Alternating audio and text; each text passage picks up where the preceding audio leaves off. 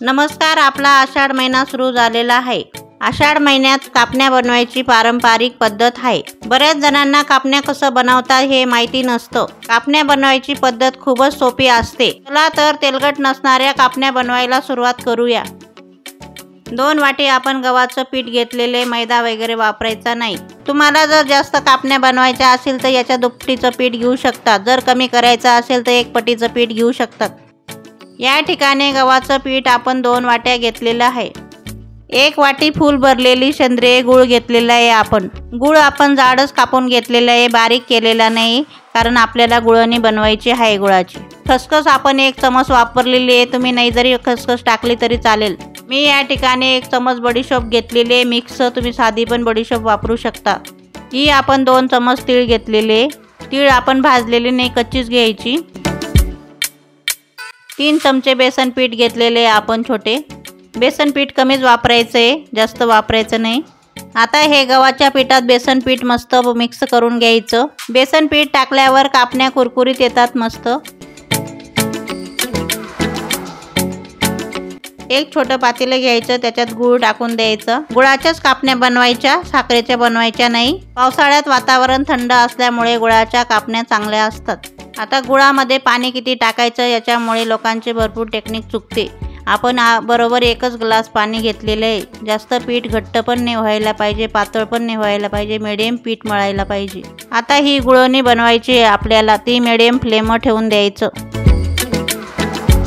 आता तुम्ही बघू शकता गूळ विरघळलेला आहे, उकळी पण आलेली आहे मस्त। गव्हाचं पीठ बेसनाचं पीठ आपण एकत्र केलेले ते आता परातमध्ये ओतून घ्यायचं। तीळ पण पिठामध्ये ओतून घ्यायची। आपण जी बडीशोप घेतलेली होती ती बारीक केलेली आहे, ती आता पिठामध्ये मस्त मिक्स करून घ्यायची। बरेच जण बडीशोप टाकायला कंटाळा करतात, पण बडीशोप टाकल्याने चांगलं टेस्ट येतोय। अर्धा चमच मीठ टाकायचं। आपण अर्धी वाटी गावरानी तूप घेतलेले, ते गरम करून मस्त टाकायचं।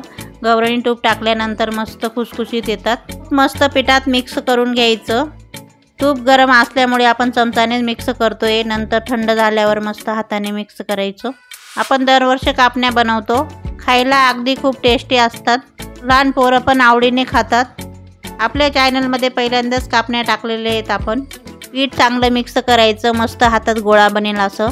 पीठ चांगलं मिक्स करून घ्यायचं, गटोळ्या वगैरे राहू द्यायचं नाही। गटोळ्या राहिल्या तर डव चांगला तयार होत नाही आपला। तुम्ही बघू शकता हातात मस्त गोळा वळायला लागला आपला।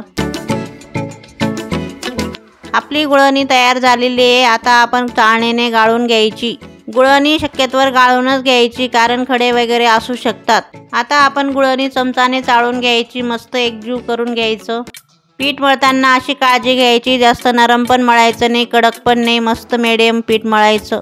मळताना थोडं पातळ झाल्यावर थोडं तुम्ही पीठ पण टाकू शकतात। आता आपण हाताने पीठ मस्त मळून घेतलेलं आहे। आपला डो तयार मस्त झालेला आहे, जास्त पातळ बी नाही, जास्त नरम बी नाही, एकदम व्यवस्थित झालेले आहे।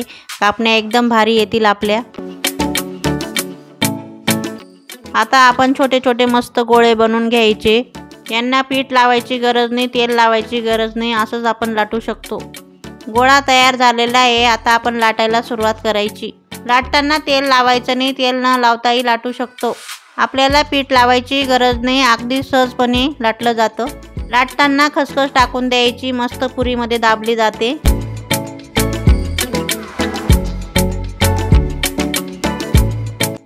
गोल आकाराला मस्त चौकोनी कापून घ्यायचं, जेणेकरून आपल्या कापण्यांची साईज व्यवस्थित येते। कापण्या आपल्या एकसारख्या येतात, छोट्या मोठ्या होत नाही। पीठ आपलं चांगलं तयार झालेलं आहे, कापण्या आपल्या व्यवस्थित कापल्या जात आहेत। कापण्या आपल्या मस्त लांब लांब कापल्या गेलेल्या आहेत। याच प्रकारे आपण बाकीचं पीठ लाटून घेणार आहोत। आता आपल्या ह्या कापण्या सर्व तयार झालेल्या आहेत। आता आपण यांना तेलात मस्त तळून घ्यायच्या। आता आपण गॅस चालू केलेले आहे, कढई गरम होते। कढई चांगली गरम होऊ द्यायची, मग तेल टाकायचं। तेल कमी जरी टाकलं तरी चालेल, जास्तही टाकलं तरी चालतं। तेलात कापण्या थोड्या थोड्या टाकून मस्त तळून घ्यायचं, मस्त ब्राऊन कलर होऊ द्यायचं। आपण ह्या कापण्या बनवलेल्या त्या महिनाभर बी टिकतात। नाही अगदी इतके चविष्ट लागतात की 2-3 दिवसातच पोरं संपून टाकतात। आपल्याला महिनाभर ठेवायची गरज पडत नाही। तुम्ही बघू शकता कापण्यांना मस्त कलर आलेला आहे।